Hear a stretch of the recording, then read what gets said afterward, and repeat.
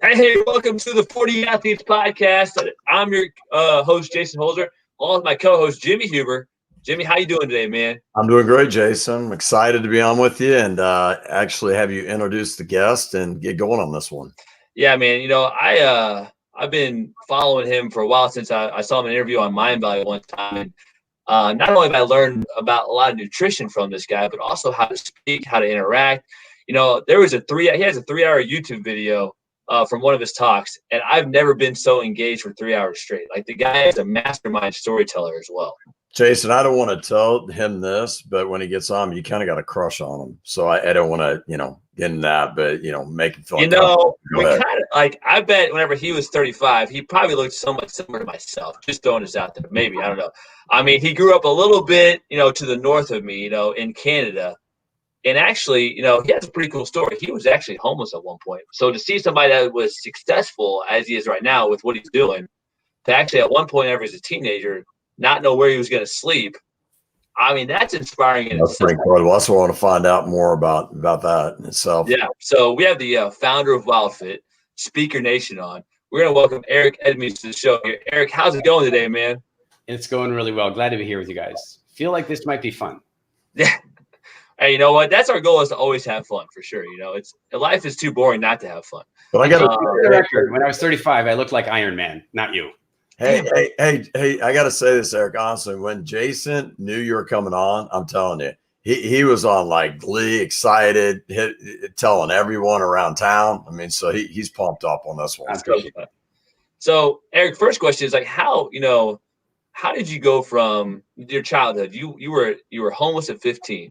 How did that happen? And then how did you find the resilience to become who you are today? I think I should say that, there are different types of homeless. My homeless was a matter of my father and I having a very serious disagreement about my schooling, him wanting me to go to a very, very harsh, almost military level boarding school in Northern Canada. I'd been there for 2.5 years and I didn't want to go anymore. And my dad was only at that point, like 3 or 4 years sober. And I want to tell you, I think when I meet people that are, that are sobering up from alcoholism, I often, they have their AA birthday. So they've been sober. Well, I think that their AA birthday often refers to their actual, when you're 4 years sober, you're a bit like a 4-year-old, that you're learning the world fresh again. Right. And so here I was, my dad was basically a 4-year-old and I was a bad 13-year-old or 15-year-old. And one day we had a real big bust up and I walked out the house and I wasn't welcome to stay at he kicked me out. I wasn't welcome to stay there. And unless I went back to the boarding school, I stood my ground, said I wasn't going to go. He tracked me down on the streets a couple of weeks later. He offered me $2,000 in cash. He said, I'll give you $500 in cash and $1,500 in June when you finish the year, if you'll go back to school right now. Now, I just want you guys to think about something. I'm 50 years old. I was when I was 15 years old. How much was $2,000 back then? Right? Like back then you go to a movie for $2. So $2,000 back then must be 20 today. And, and I don't know what happened, but I just said no. I had principles. I said, I'm not doing it. I've made and so he wouldn't let me back in with him. And so I had to figure that out. And I, one big wake up I had during the lockdown, I was meditating about this whole thing. And I had this huge wake up. I saw something that I'd never quite seen before, but that was, I was homeless in the wintertime. And thank God, because you see, Edmonton has quite a mild summer, quite a hot summer, in fact, and there are lots of beautiful parks. And so if it was summer, I could have gone and crashed on a bench in a park somewhere. I could have crashed outside in a number of places, no problem. But then how many days does it take before you start looking and smelling homeless, when you're sleeping on benches or sleeping under trees? But because it was minus 30 outside, I couldn't do that. And so I had to find ways to make it work. And I still had a security key to the building my dad lived in. So sometimes I would sneak into the building and find somewhere quiet in the building. Like I figured out it was a 28-story building. And I figured out that if you went up the stairs to the if you took the elevator up to the 28th floor and then walked over to this, nobody uses the stairs at the 28th floor. So you can sleep on the stairs up there. And then I negotiated a deal with a guy who owned a local video arcade. And I said, look, I'll come and open for you in the morning and I'll close for you at night. So you don't have to be so damn tired all the time. You just got to let me sleep in here at night. And because he didn't mind violating child labor laws, he agreed to the deal. And, so it made me, it forced me to be creative. But I would say that if it was summertime, I wouldn't have had that. And now I'm beginning to realize, man, there's so many times in my life when I've wished things were easier and I'm going, actually, harder stimulates some creativity. Harder creates some wisdom and life experience. And so thank God I was homeless in the winter. But I will add this, because I think that sometimes people catch on to this whole homeless thing and they're like, I must have had terrible parents or something. I had great parents. I mean, my dad clearly had some stuff to deal with alcohol and addiction and what have you, but he was like an Indiana Jones, Crocodile Dundee adventure guy. He was a great father in many ways. And my mom was full of love and truly a great mother. It was a weird set of coincidences that put me in that situation. And I would say that one of the reasons that I survived it and thrived through it is because I actually had really great parents. Yeah, I want to go back. You said meditating at 15. I actually started meditating just now. When I refer to meditating, I was actually referring to now meditating in the lockdown about when I was 15. But I actually started meditating when I was 12. So how did you get in meditation, and what kind of meditation were you doing at 12? You know, it's kind of funny. I wouldn't have known to call it meditation, but what happened was, and you guys are a bit young for this, but do you guys know the $6 Million Man? No. So the $6 Million Man was the coolest show in the 70s. Like, it was a man barely alive, but we can rebuild him. He'll be faster, stronger, and better than before. And what happens is this like test pilot crashes his plane and he loses 2 legs and an arm and an eye, and they give him bionics, right? This is long before RoboCop and this stuff, right? This was pioneering stuff. And so he was kind of like a superhero anyway, in one episode, they bring this other guy on who has some kind of weird super ability to hold his breath for a long time. And what they would do is they would put him in a tank of water, and then he would hold his breath, and it would be like 20 minutes of breath hold. And on the show, the way they produced it was that as long as he was meditating, they didn't call it that, but as long as he was visualizing this lake, and as long as he could keep the water glass flat, he could hold his breath. But if the ripples started on the water, he would lose his focus and he'd have to come up for air. And I just remembered them showing that in this episode. And so I started meditating with a lake and keeping the water flat. And then, of course, I went to boarding school where we did a lot of canoeing. We did a 900-mile canoe trip through northern Canada. Like, if you can imagine 900 miles on canoes, 3 weeks, it was incredible. And so now my meditation changed, where I would actually paddle on the lake, but I would paddle a war stroke. If you don't know paddling so much, normal paddling, you dip the paddle in, pull, take it out, pull. But a war stroke, you pull the paddle back, turn it, feather it, and push it back through the water flat. So you don't ever get any dripping. It's a silent form of paddling. So I started doing war strokes in my meditation, where I would paddle across this lake really quietly and keep the water flat. And anytime I was like in school and there was a bad subject that I just couldn't, like, or if I was in a doctor's office or I was on a flight, I would go into that place and meditate in that place. So what would you do? Just breathe and just quiet your mind and think? Breathing, relax all the muscles in the body, and focus the mind on that one meditation. Okay, I'm going to tell you guys, look, I'm a pretty practical guy. I'm not so into the whole crystals and incense and, okay, I'm wearing crystals and I have incense burning, but that's a different story. Like, I consider myself a more practical guy. That may not be true, but I will tell you something amazing is that I meditated at that lake, going to that lake in my mind for years and years and years. And the way the meditation worked is I had an induction. The induction was walking step by step uphill toward this lake. Now, first of all, you don't generally walk uphill to a lake. For some reason in my meditation, you walked uphill to the lake.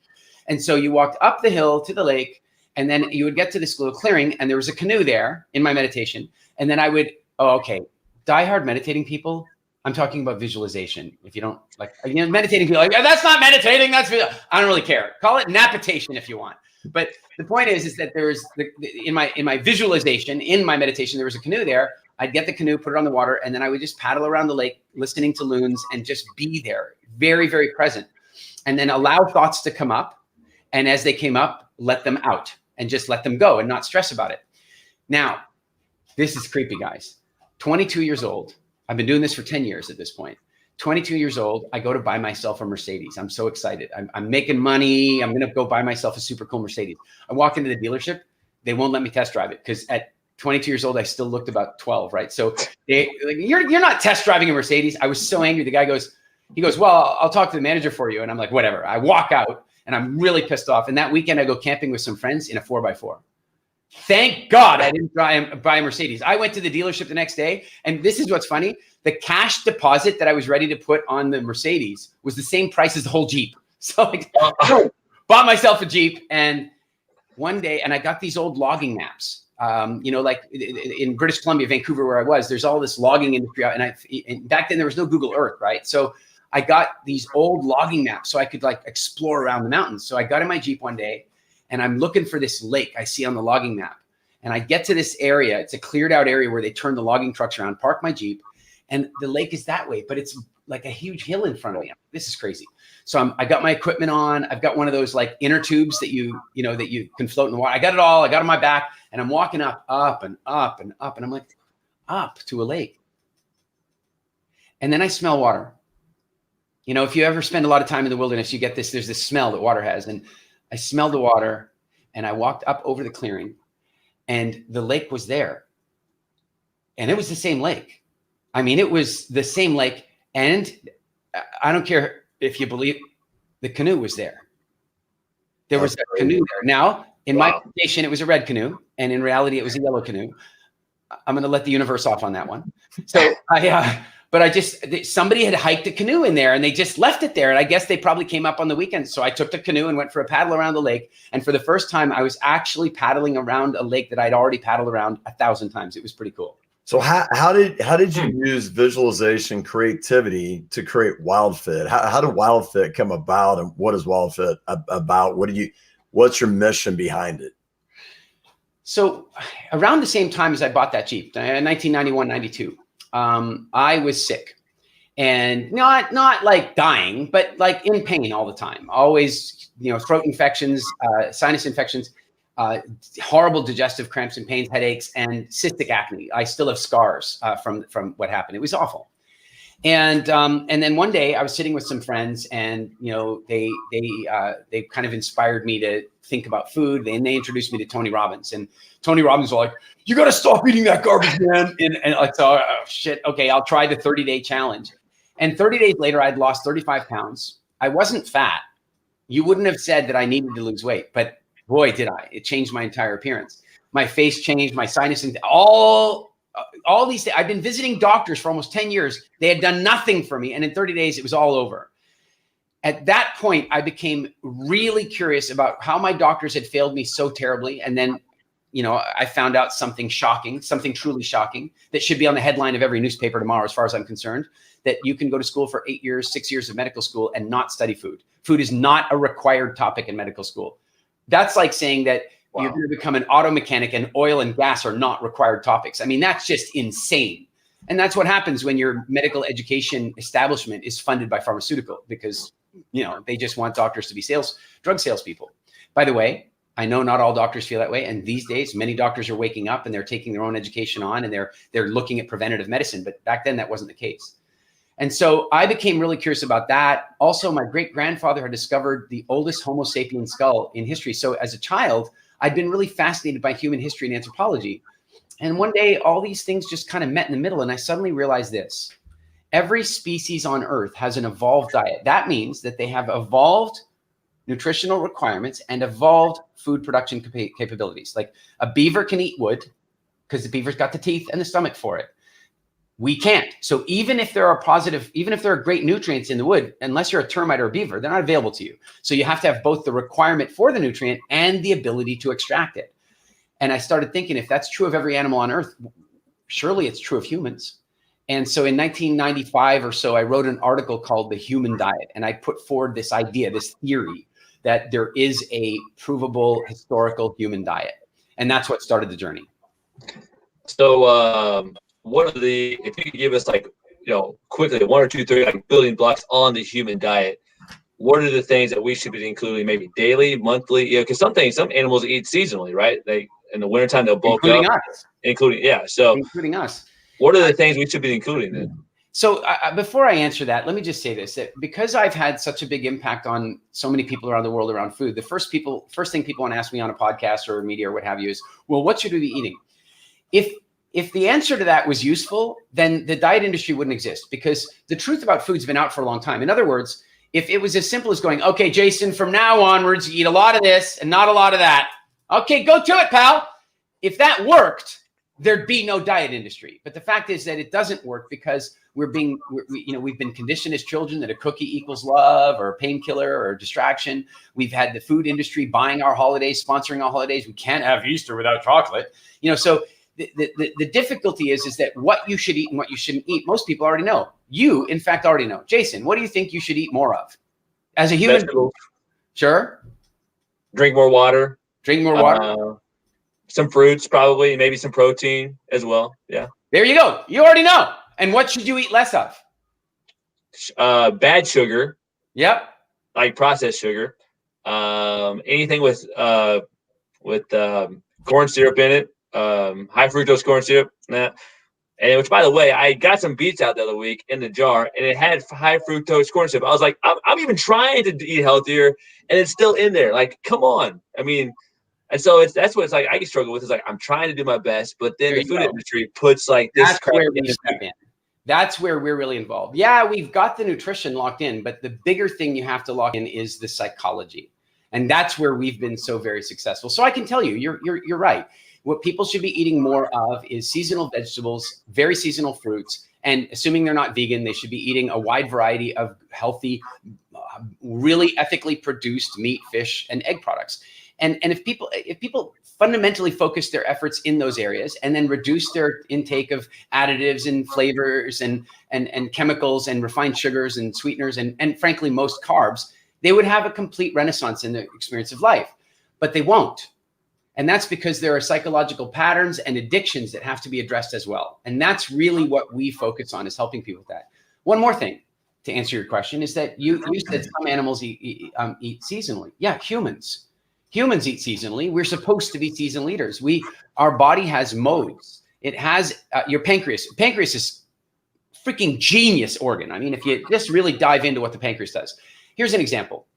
When you are not eating carbohydrates and you are making energy demands on your body, your pancreas produces glucagon, which triggers the body to metabolize fat. So you become a fat burner, that's where ultra marathon running comes from. That's where functional parenting comes from. That's where being a great, long-lasting, full energy entrepreneur comes from, burning fat.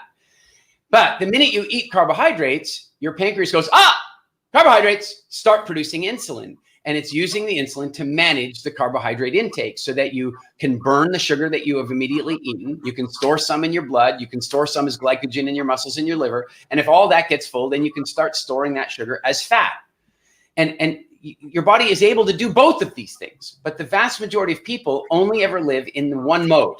That is, I'm eating carbs every single day, and my pancreas is doing a job that it used to maybe do 10% of the time, 100% of the time. So we wonder why we have a prolific explosion of obesity, diabetes, pancreatic cancer, because we're misusing the pancreas. Another example, if you're eating a very acidic life, like if you're eating a lot of acid-causing foods, then your pancreas will make a loan from your bones.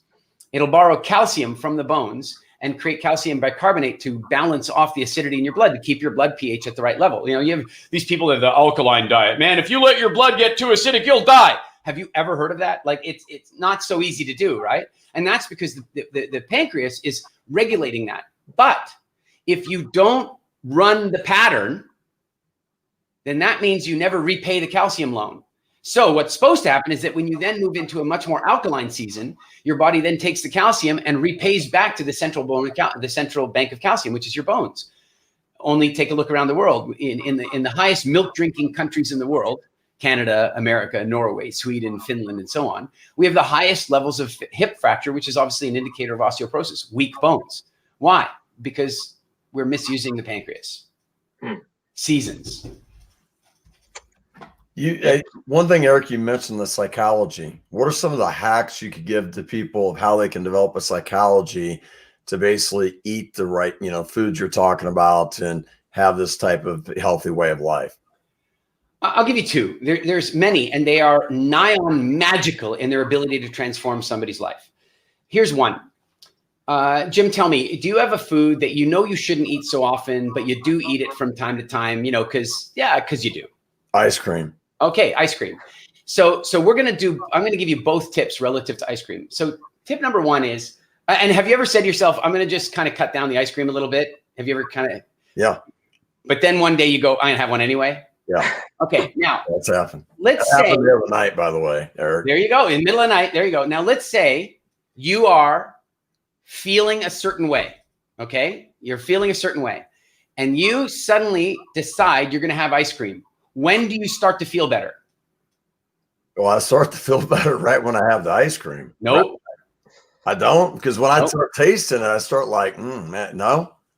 Huh. Okay, watch this. Okay. Jason, you be my witness now. Jim, I want you to pretend you're feeling a little low. Okay. It's kind of middle of the night, feeling a bit low. And then suddenly this voice pops in your head. Let's go get an ice cream. Mm-hmm. When do you start feeling better? Right then. That moment. Right there. Jason, you saw it. Oh, I saw it, yeah. Yeah. It was right there. Yep. Here's the kicker that could change your whole life. In that moment, you started producing feel-good chemicals because of the rebellion. You were like, I'm having the ice cream. I'm treating myself. As a child, I got the ice cream because I fell down and skinned my knee. And now I get love. I'm ice cream. And you get all those chemicals from the decision.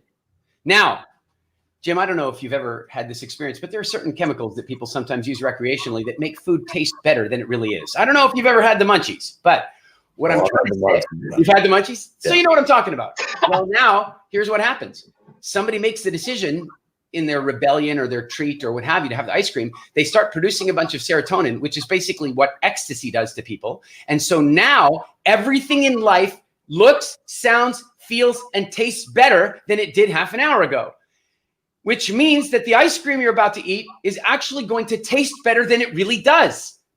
That's why they want it to be junk food. That's why they want it to be bad, because the more bad it is, the more good you feel in your rebellion. And then you create the linkage where you believe that it was that ice cream that made you feel good, and it never was. So how do you shift in this? So when you get that voice that, hey, you know, you can't eat that ice cream, you need to eat that ice cream, feel good about it. What do you do? I'm going to tell you, I'm going to give you the short answer. I'm going to give you the medium answer. I'm going to give you a long answer. Short answer is the next time it happens to you, and are you watching a movie or something when it happens? Sometimes just maybe I'm at a basketball practice late, get home, I'm kind of fatigued, a little tired, and I'm like, hungry. And by the way, you've been at practice, you've been using your muscles, so now your body's about to produce a bunch of HGH. Your body's going to make human growth hormone while you sleep, except that insulin breaks down the human growth hormone. So what you'd like to do is have a big bowl of ice cream and fuck up all of your own human growth hormone so your body can't do its job at night. But if you want to keep doing that, then let's talk about how you could experiment and change it. Now, how about this? When the next time it happens to you, you get home from practice and the voice pops in your head, hey, Jim, go get an ice cream. Say yes. And notice how you feel right away. Really pay attention to it and notice that it was the yes that made you feel good. Then maybe change your mind and go, maybe I don't really want to do that. Just try it out. Just see if you can buy yourself a moment of consciousness. I saw one of my favorite lessons in life comes from Viktor Frankl. And he says, there's a moment between stimulus and response. And it is in that moment that all great human freedoms exist. So the stimulus is your voice says, let's go have the ice cream. Then your body responds to that and goes, wow, that's going to be great. And in that moment, just because I've talked to you about it this way, there's a chance that tonight when that happens to you, you're going to hear my voice going, don't do it. and then you have a choice at that point to follow that conscious thought or to continue your unconscious behavior and mess up your HGH production for the night. Now, one other thing about this, the psychology thing is that let's also take a look at why you think it's such a great idea. Like, where did you get the idea that moldy milk from some mammal's mammary gland, which, by the way, 1 in 5 cows in the United States have antibiotic resistance mastitis, which means that there's a huge flow of pus, scientifically speaking, white blood cells in the milk. And so you're going to take some of that moldy pus-filled milk, add sugar to it, and then you're going to eat that and think that that's really going to be a lot of fun. Where did you learn that? Where did you learn that? And when I was a kid, you know, you grow up, be after like a game or something, we're going to go get an ice cream cone, right? You'd have the ice cream truck coming down the street, ringing the bell, having the music playing, ice cream, ice cream. Mom come out, got the money, get your ice cream. We're hanging out with their buddies, we're playing, we're eating ice cream, having a little break in between. And now you got a 6-year-old who's still trying to eat the ice cream. Yeah. And that's what's going on for a lot of us is that we've been conditioned by childhood events, and now we're just trying to eat nostalgia. We're just trying to relink to the emotions that food created for us, despite the harm that it might be doing. Now, listen, I'm not here to say nobody should have ice cream. WILDFIT is about freedom. It is absolutely about freedom. So What I don't want you to do is eat ice cream and feel bad about it. But I also don't want you to not eat ice cream and feel bad about it. What I want to do is help everybody in the world get to a place where they can eat whatever they want, feel good about it, and not eat what they wish they wouldn't and feel good about it. So how do you get into sugar is such a big thing now, right? I mean, sugar's in almost like everything. And sugar is the research shown is not good for you, for your body. So can you talk about the negative of eating a lot of sugar, what it does to your body, and ways that maybe people can think about changing their approach of consuming sugar each and every day? You know, we could do a whole masterclass on this one conversation. You know, there is so much in it. What I'm going to do is focus on one particular area, and that is that, in essence, your body has three fuel sources. Your body can burn sugar for fuel, your body can burn fat for fuel, and your body can also burn protein for fuel. And the truth is, your body wants to burn all three at different times. And it's very important to give your body the opportunity to burn all three, because those are important bodily functions. For example, when your body is burning protein, it will only do that as long as all the blood sugar is gone and all the glycogen is gone. And there's some sort of stress on the system, like fasting or intense exercise or something like that. And then your body goes, shoot, we got to break down some proteins. But you know what's so amazing, you guys? Your body is so smart. In the same way that a lion takes out the weak from the herd, your body burns the old and sick proteins first. Think how important that is.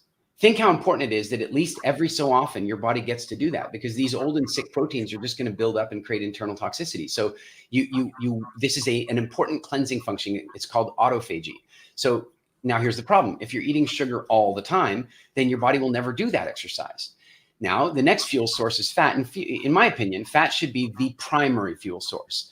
Sugar should be kind of like the nitrous oxide. You know, like in your car, you can have gasoline, and then you want to get away from the cops, you kick the nitro button, right? Like in the video games.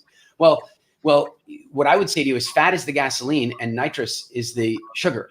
So sure, you can fire up the sugar every now and again when you really want to, but for the most part, your body, your immune system, your mental health, your flow of energy, and your temperament are all going to be massively improved by being largely fat burning. And so again, if you're eating a lot of sugar, the body is always going to burn the sugar as a priority it's going to burn it or store it as fat, burn it or store it as fat. It's going to get it out because it can only hold so much sugar in the blood at a time. So if you take a ton in, it's going to burn it or put it as fat, burn it or put it as fat. And so if you only ever have carb days, well, you're living in one cycle, you're living in one season, and you're causing and you're missing out two really important metabolistic cycles. But you hear all the time, like, advertisement, fat free, no fat, no fat. I mean, and now you're talking about fat is a good thing. We should eat fat. Like, what kind of fats should we be eating? Well, let's say this. Is sugar good or bad? Yeah, it is good or bad. I would suggest to you that the seasonal and occasional consumption of a fresh piece of fruit full of fructose is not a bad thing. It's not alone bad. Is oxygen good or bad? Well, it depends. I mean, it's really good, but if there's too much of it in the room and you light a match, it's bad. So everything is good or bad, right? And so is fat good or bad? Yes, there are horrible fats. There are trans fats, like manufactured bullshit fats. And then there are also seed oil fats, which are atrocious and terrible for us. So, but one of the problems we have is that in the 1950s, the sugar industry launched an incredibly powerful campaign to convince us that fat was the cause of heart disease, because the credible science of the time was starting to indicate that sugar might be the biggest influence in the development of hypertension and heart disease. And the sugar industry knew it was incredibly bad for that to get out. So they hired 2 Harvard researchers to commission a study to prove that fat was evil. And these guys did their study. I mean, that's an air quote if I've ever seen one.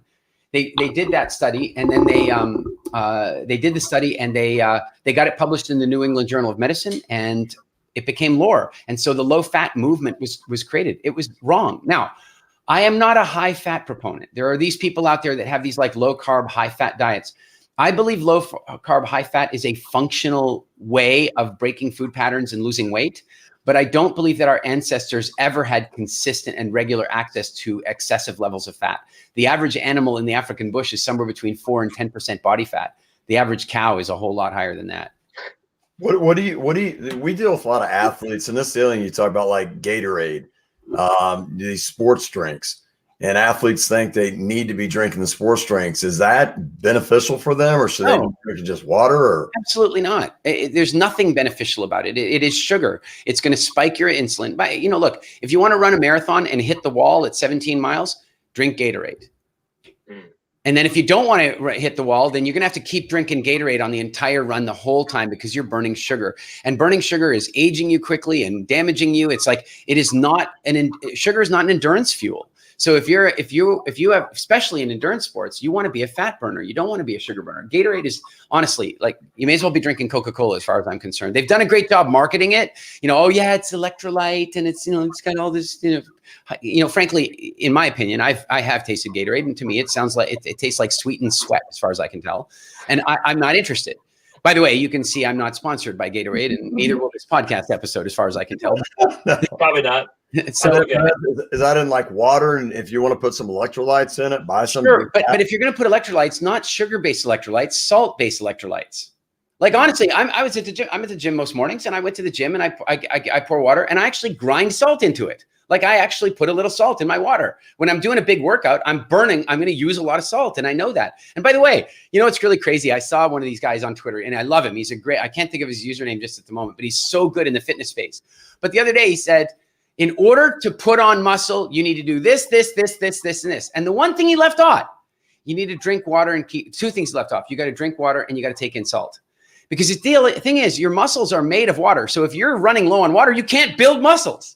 So you got to stay really well hydrated, and you got to keep your electrolyte levels up high. Is there a certain type of salt, like is it the pink salt, or certain type of salt that they? I would go with naturally occurring, like Himalayan rock salts or Dead Sea salts, or, you know, these. I would not go after any of the processed garbage, iodized, bleached bullshit salts. Okay. Well, hey, so now we're at the point of the podcast where we ask you 4 questions. All right. They're somewhat sports related, but I mean, you can curtail it to any kind of coaching situation. But so number 1, like, what's the best life lessons that you've learned from sports figure, you name it? What's like the best life lesson that you've learned from that? Best life lesson from sports. So very many. You know, one of my favorite ones was from Wayne Gretzky. And I'm Canadian. If I didn't say it, they could take my passport. Did he play basketball, Gretzky? Is that what he did? I think it was right. Let me just say this. Whatever Michael Jordan was to basketball, Gretzky was at least that and more to hockey. And so in any event, what I found really interesting about Gretzky is that he was not bigger than everybody else. He was not faster than everybody else. In fact, there was no, like, somebody like Pavel Bure, he was amazing because he was faster than everybody, right? So that's what but Gretzky wasn't anything better than anybody except predicting. He was the guy who was like, you don't skate to where the puck is, you skate to where it's going to be, right? And some guys were doing some NLP modeling some years ago, and they figured out how he did it. And what he would do apparently is he'd when he's on the ice, he would create. Have you ever noticed if you're watching a game, you can predict the flow of the game better than when you're in the game? Right? Mm-hmm. Like when you're in the game, you can only see that field of view. But when you're watching the game, you can see the whole arena, and you can see the ebb and flow. And you're going, I've seen that play before. And so what Gretzky would do is he would create an image of the rink above his head with all the players on it. And then he would fast forward it by 5 seconds and skate to where the puck needed to be. And so it really taught me there was something really powerful about being willing to visualize the future, because sometimes your intuition is going to make it incredibly predictive, and sometimes it's going to help you to make it happen that way. So that I really enjoyed that lesson when I learned it. It had a huge impact on my hockey. Like I played ice hockey and roller hockey, changed everything for me. But then when I started applying it to, for example, public speaking, when I overcame all my fears of public speaking and became a professional speaker, I do those same mental models long before I go on stage. So that has to be probably the biggest lesson from a sports person I can think of. You're talking about Edmonton, though. I read a story when they first came there, they weren't very good. And they were saying they used to visualization. They used to put like the cup, the Stanley Cup. They used to put on walls. They used to put all the great ones. They visualized themselves actually doing that in Edmonton. I don't know if you remember or heard about that. Yeah, the guy who owned the team was a guy named Peter Pocklington, and he bought the team, and it was an expansion team. And he said, we're going to win this Stanley Cup within 5 years, which is like, not going to happen. Not going to. And then they won it in the 6th year, and then in the 7th year, and then in the 8th year, and then in the 9th year, and then they didn't win it in the 10th year, and then they won it again in the 11th year, something like that.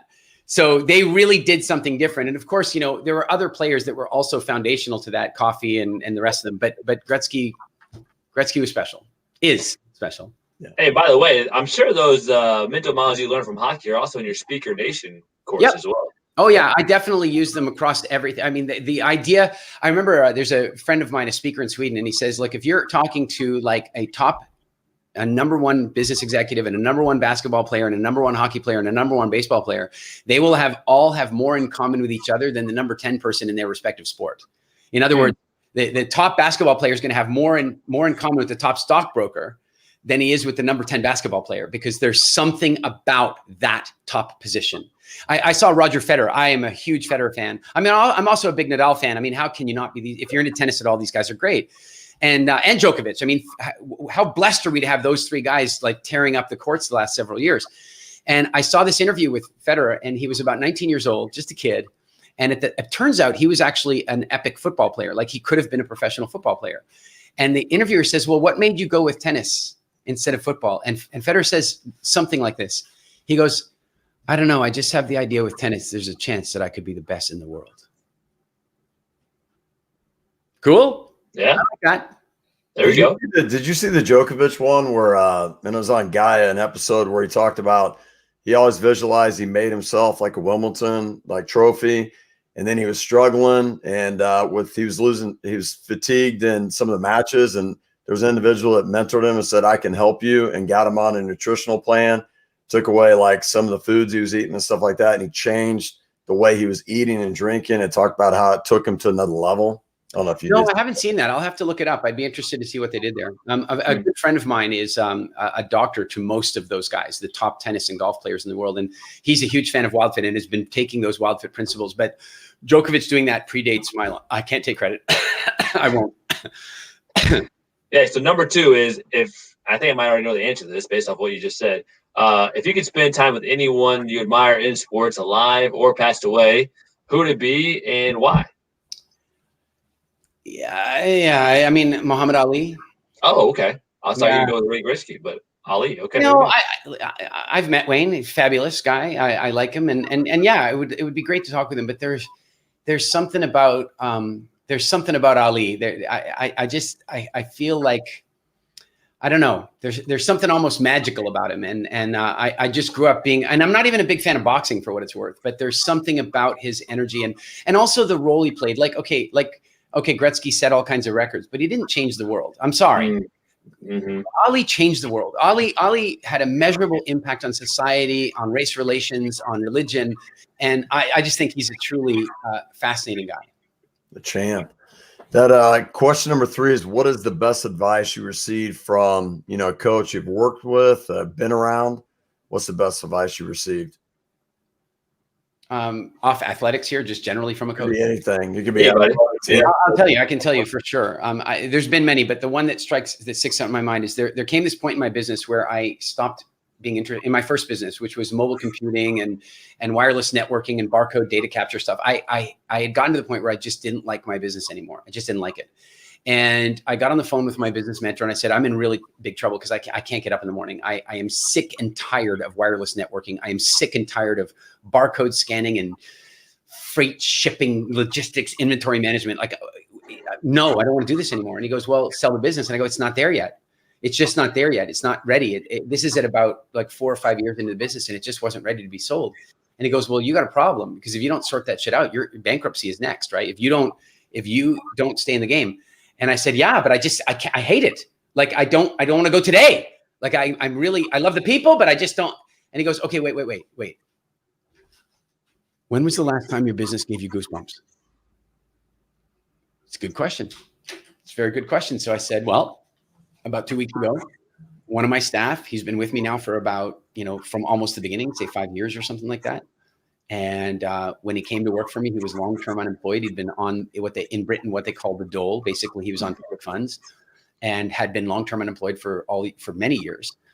And now he's been working for me and he told me he wanted to get a mortgage. So I helped him write his application for the bank. I wrote him a reference letter and he got a mortgage and I went to his housewarming party. goosebumps, man. Like that's life changing. And my coach is like, oh, that's awesome. When was the last time before that it gave you goosebumps? And I said, well, there was this other time where two of my staff that worked for me were married, and they had a child from one of their marriages, and the police came to their house to take the child away under and they called me on a Saturday morning at 8 o'clock. And I just got in my car, drove over to the house. I said, don't let the police into their house. They go, what do you mean don't let the police in? Of course, when you're low income and you don't have an education, you don't know what your rights are. You don't know that the police don't have the right to just crash down your door and walk in. So I said, whatever you do, don't let them in the house. Got to their house 10 minutes later. The police are standing on the step. I go, excuse me, gentlemen. And I walk in past them, get in the door, open the door, talk to the couple, find out that the child's mom, the husband's ex-wife, has just demanded the child back without any due process. So I open the door again, go out, talk to the policeman. I go, guys, sorry, I must sound a bit strange with my weird North American accent, and you guys are here in Britain, and I really don't want to cause a problem. So I just want to find out what's the story here. You guys would like to take the child back to the north of England? Yes. I said, great. Do you have like a child protection order? No. Okay. Do you have a warrant of any kind? No. So would it even be legal for you to take the child at this point in the car? No. So instead, what we could do is we could open the door and you could talk to the child and find out the child is happy and healthy. And then you could report that back to the mom. And then she could go to the courts and do the right thing, right? And they're like, that sounds like a good plan. So I'm not exaggerating. It went exactly like that. And so we opened the door. I said, Dwayne, come and talk to these officers. I said, cops are the coolest. And I did the whole thing that you would for an 8-year-old. Like, cops are so cool. They keep your neighborhood safe. Come on over. And he comes over and he's a little afraid. And the guys, they're like, hey, how are you? And, how are things? And are you liking things here with your dad? And blah, blah. And he's like, all cool. And then the cops got it and drove away. And I have goosebumps now telling you the story. Yeah. It was like, I felt like a superhero. And so now my mentor said to me, I see what the problem is. He says, you think you have a barcode data capture company, but what you really have is a personal development industry, a personal development company hiding in the data capture industry. So you need to hire a manager to manage the day-to-day operations of the business that you hate. And you need to work on your people. You need to work on staff and helping them improve their lives and all that stuff. And I did that. And I would put to you that that's the single biggest reason I was able to sell that business and retire young from the IT sector. That is awesome, man. Wow. Not only did you get goosebumps, you felt it in your plums, man. Yeah. Wow. Serious. And that's what it came down to. I just really liked helping people improve their lives. So whether it was helping them at work or helping them it was just awesome. That's really neat. And the last one is this. What if you could have one character trait or life skill that you could have in an individual that you're hiring to work for you or you're coaching or whatever it be, what would that one character trait or life skill be? I'm sorry, you're not talking about me having the life skill. If I'm hiring, if you're hiring somebody, if you had somebody, say you're a coach and somebody playing for you on your team, and you had to get one character trait or life skill in that individual, what would it be? The number one, most important, most valuable, most influential, most leverageable life skill on earth that makes all the differentiation in your professional success and your personal fulfillment is the ability to communicate effectively. That's the one. So how does somebody go about? I know this would be it can't be a lengthy one, but how does somebody go about improving their communication skills? Well, here's the great news: is nobody was born a bad communicator. Nobody was born afraid of public speaking. Nobody was born like that. I can prove it to you. Just go on a plane and look for a 2-year-old and tell me if they're afraid of public speaking. Like they're not. They're just not. That is something that we learn. And here's the good news: if suddenly today, one of you guys wants to become a professional golfer, you're going to have to go hire the best coach. You're going to have to spend 5 years playing 10 hours a day, and maybe you could get on the senior tour. But the thing with public speaking is you were born a naturally gifted public speaker. Everybody was. And you then unlearned it. Many of us unlearned it because of an overbearing parent or a terrible education system, what have you. So the good news is that it's not something you now have to learn. It's something you have to release, which means that it can literally change in a week for somebody. And so how can you do it? Well, there's a couple of basic ways. One way, go join Toastmasters and just get some damn practice. Like, you'll be amazed that, like many things, if you can just get through the first 5%, it just gets easier and easier. But then, of course, we help people with that at Speaker Nation. We have programs designed to help people become really comfortable and confident in public speaking. Look, the 3 brands that I own and that I educate through are because there are 3 great gifts every human being should give themselves. There are other gifts too, but there are 3 that are foundational. The one is your health. If you have optimal health, you have optimal life experience. That's it. The number one is communication. If you are an effective communicator, you create every opportunity for yourself in the world. If you can speak confidently in front of a camera or in front of a large audience, the world is your oyster at that point. It changes everything. And so being able to communicate, and by the way, it's not just about public speaking. It's about what you do. Like, for example, when those people needed help with the police, like, to be able to communicate confidently with people like that ability to communicate. And so that's why we created Speaker Nation. And then, of course, the third gift is financial liberty, is helping people get to a place where their biggest mystery in life is not how to get to the end of the month with their money. It's to get to a place where they actually have solid financial freedom. And our path for teaching people that is through entrepreneurship. And I know you said not long, but I'm going to offer you a controversial opinion here. Money can buy happiness. I've decided. Now, I'm not saying money by itself can buy you happiness, and money can also devastate happiness. But I just want to say it to you like this. Take a person who's living paycheck to paycheck with a debt load. Happiness is going to be difficult for them. It's going to be a little tougher. And one of the reasons is if they have a job they hate, then what's going to happen? They're not going to be able to quit that job because they need their paycheck every month and they've got debt. But wait, the minute they pay off that debt and put 1 month of money in the bank, now when their boss is a jerk to them, they have a choice. There's a moment there where they're like, well, I have a month of money, so I don't have to put up with this abuse. And so suddenly they're allowed to exercise their self-respect. When they have 3 months of money, they totally can do that. And when they have 12 months of money saved up, now their boss is mean to them or what have you. And they're like, shit, I can quit tomorrow because I got a year of runway here. And by the way, this is also the magic point where you start to realize, wait a second, I have a year. I could follow my passion. And even if I didn't make money for the first 3 or 4 months, I can follow my passion here and maybe I can achieve the Holy Grail. And that is to get paid doing what I love. Eric, thank you, man, for coming on today. We want to know, how can people reach out to you, learn more about it? Where can they find you? All those kind of great things. Sure. I manage my own Instagram account. So if you ever have any follow-up questions, pop a note to me. That's true. That is true because I've done it. Yeah, there you go. I can't promise I get back to everybody all the time, but I do my best. And I really like Instagram's it's the one tool the one social media that I handle myself. Everything else is people, right? But then if you have specific issues, like if you'd like to become more confident as a public speaker, or you'd like to learn how to take content and turn it into a digital product, go to speakernation.com and we'll teach you about communication. If you're interested in being self-employed or an entrepreneur or creating financial freedom through business, go to businessfreedom.com. And if you want to completely revisit your relationship with food and create an entirely different quality of life, go to getwildfit.com and do the 14-day reset, and it will change everything. Wow. That's awesome. Eric, I was going to tell you too, that is Transcendence is what that name of the kind of documentary on Gaia is, where they have that. And actually Vision's on one of them, but they have, I think, about like 12 episodes that go into in-depth stuff. And one of them is about nutrition with Djokovic on there. Cool. I'll check it out. Well, Eric, thank you again for having us on the show, man. And we look forward to learning more from you as the years go on. Sounds good. I'm pretty sure you just thanked me for having you on my show, but hey, it's all good. We can do it both ways. Hey, Eric, I'm telling you. Thinking ahead, man. I'm going to get off and actually just YouTube and listen to you for the next 24 hours. So Thank you guys very much. Let us know when you're live, but make sure you guys send us the link so we can share it with our people and stuff, and keep up the good work. Nice to meet you guys. Definitely will. Thank you, Eric.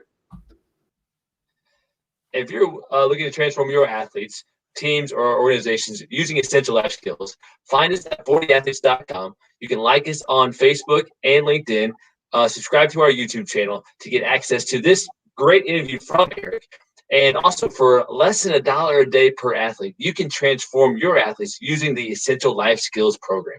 Thank you again for joining us today, and we'll see you again next week.